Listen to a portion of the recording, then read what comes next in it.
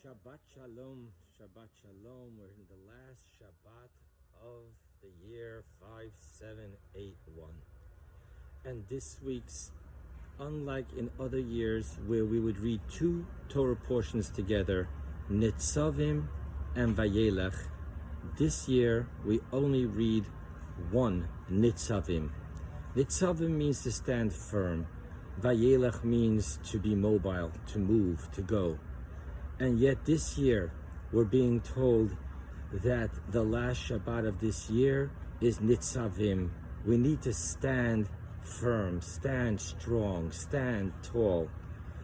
And you know, the lyrics to the song, I'm Still Standing, comes to mind.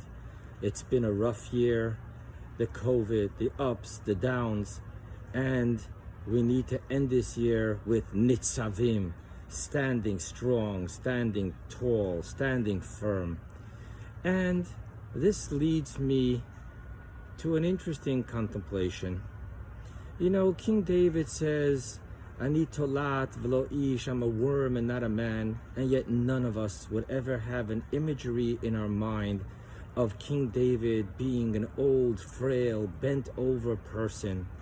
You know, we have this imagery that being humble, standing before God praying, is a person who's completely hunched over, not able to lift his eyes, not able to look anyone in the eyes.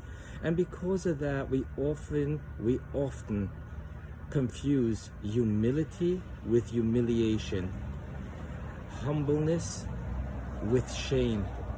And that's not what it's all about. Atem nitzavim hayoim. When we stand in front of God, the outsides are firm, the insides are humble. It isn't honorable for God to have in his throne room a bunch of bent over people with contorted faces and all. No. Atem nitzavim hayoim. We need to stand tall, we need to stand firm, and yet inside to know that there is no self-reliance, but for by the grace of God do I walk. I hold God's hand, and that's how I stand.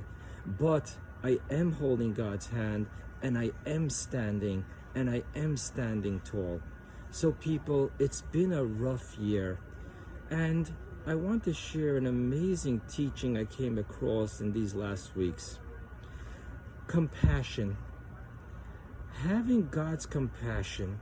Normally when we do these big fundraisers and all this stuff, and we try to arouse compassion, we show pictures of children starving, we want the other person to feel and see in what kind of terrible position we are so that we arouse compassion. And that other person starts hurting in themselves for the way we feel, and because of their hurting, they go ahead and have compassion for us.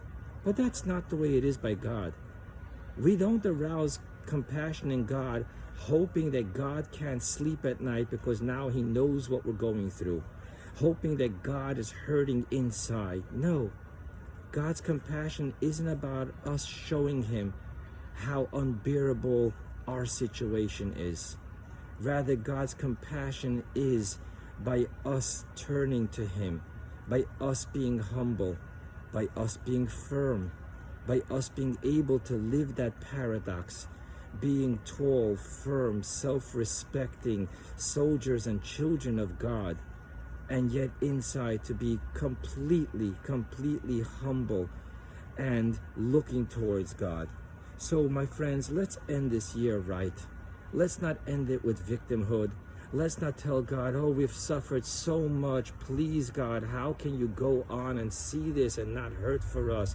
No. Let's tell God, God, we pulled through this year as you wanted us to. We're still standing. Please, let's have it a Shana Tova Umetuka. Let us be able to prosper, not survive. We're not asking to go into the book of survival. We're asking to go into the book of life, thriving, success, fulfilling your plan, fulfilling your wish that we live physically successful, spiritually committed, bringing Mashiach now. Shabbat Shalom, Shana Tova.